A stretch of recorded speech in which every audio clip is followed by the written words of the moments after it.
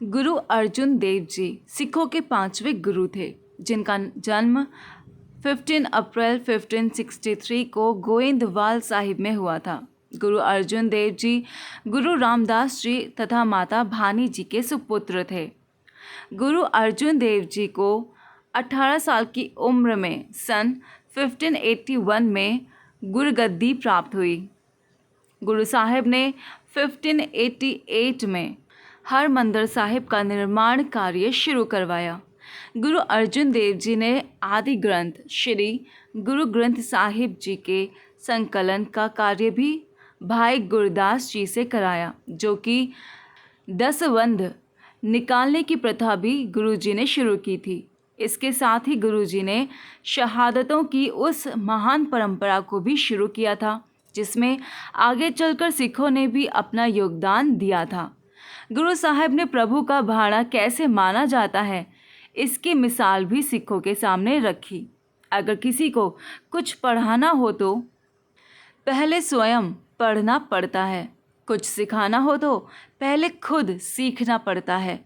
शहीद होना और भाड़ा मानना बताना हो तो खुद भाड़ा मानकर भी दिखाना पड़ता है। सिख गुरुओं ने सिखों को पहले स्वयं भाड़ा मानकर जुल्म सहकर एक ऐसी अनूठी दृढ़ता दिखाई और सिखाई जिसको सिख आज भी महसूस करते हैं। अर्जुन देव जी ने अमृतसर साहिब में हरिमंदिर साहिब की स्थापना करके सिखों को एक केंद्रीय आध्यात्मिक स्थान दिया। गुरु ग्रंथ साहिब का संपादन करके उसे मानवता के अद्भुत मार्गदर्शक के रूप में स्थापित किया। गुरु जी की अद्वितीय प्रबंधन क्षमता ने सिख धर्म को आर्थिक दृष्टि से समृद्ध और प्रभावशाली संगठन बना दिया। कहा जाता है कि सिखों की यह उन्नति कुछ लोगों को रास नहीं आ रही थी।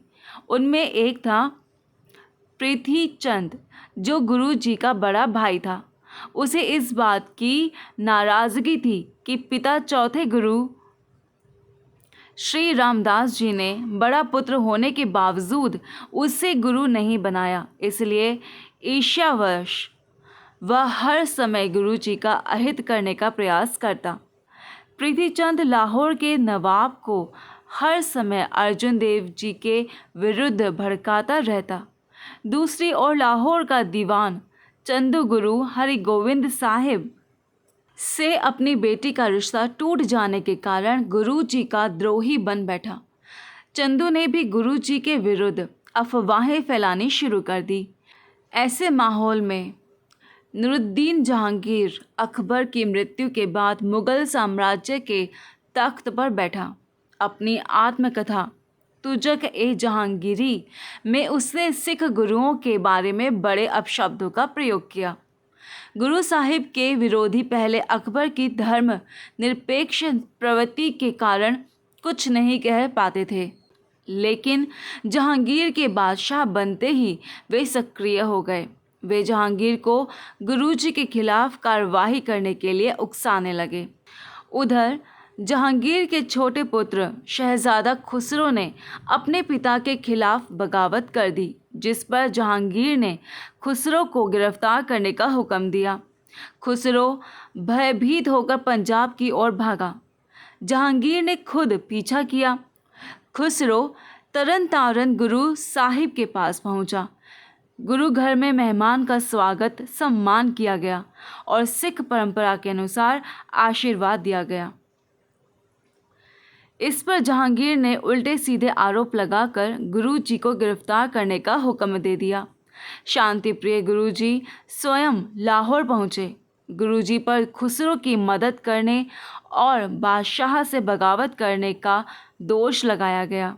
गुरु जी भविष्य के बारे में जानते थे, इसलिए पहले ही बाल हरि गोविंद साहिब को गुरु गद्दी सौंपकर शहादत को गले लगाने चल दिए। जहांगीर ने गुरु साहिब को गिरफ्तार करके 2 लाख का जुर्माना लगा दिया गया और लाहौर के हाकम मुर्तजा खान के हवाले कर दिया। उसने यह काम चंदू को सौंप दिया ताकि वह अपनी घरेलू दुश्मनी निकाल सके उस समय चंदू ने कहा कि आपका जुर्माना माफ़ हो जाएगा, बस अपने ग्रंथ में कुछ बदलाव कर दें तथा मोहम्मद साहिब की स्तुति लिख दें और मेरी बेटी का रिश्ता अपने पुत्र के साथ स्वीकार कर लें। गुरुजी ने यह कहकर इनकार कर दिया कि किसी की खुशी के लिए हम अपनी गुरबाणी में कुछ भी अलग नहीं लिख सकते। चंदू ने गुरुजी को कहा कि फिर कष्ट सहने के लिए तैयार हो जाओ। उसके बाद गुरुजी को पानी से भरी देग एक बड़े बर्तन में बैठा दिया गया तथा नीचे आग जला दी गई। चंदू यह सोच रहा था कि आग की गर्मी के कारण गुरुजी मान जाएंगे। पानी को इतना उबाला गया कि गुरुजी के सारे शरीर पर छाले पड़ गए। आगे अगले दिन फिर चंदू ने गुरुजी से वो ही शर्तें मानने को कहा, लेकिन गुरुजी गुरबाणी में कुछ भी लिखने को तैयार नहीं थे। गुरुजी को एक लोहे की तवी पर बैठने के लिए कहा गया, जिसके नीचे तेज आग जला दी गई। इसके साथ ही पास में एक बड़ी कड़ाही में रेत को गर्म किया गया तथा जब रेत तपकर गर्म होकर लाल हो गया तो वह रेत लगातार ऊपर से गुरुजी के नंगे शरीर पर गिराया गया। उस समय मई जून की झुलसा देने वाली गर्मी थी। गुरुजी जिस लोहे पर बैठे थे वह भी तपकर लाल हो गई, क्योंकि नीचे लगातार आग जलाई जा रही थी तथा ऊपर से नंगे शरीर पर गर्म लाल रेत डाली जा रही थी। इतनी गर्मी के कारण पास खड़े मुगलों के भी पसीने छूट रहे थे, लेकिन इतनी गर्मी व तपिश के बाद भी गुरुजी प्रभु के भाड़े में शांत व अडोल बैठे थे। 5 दिन तक लगातार यातनाएं देने के बाद ज्येष्ठ शुक्ल पक्ष चतुर्थी संवत 1663 को गुरुजी के अर्धमूर्छित शरीर को रावी नदी में बहा दिया गया।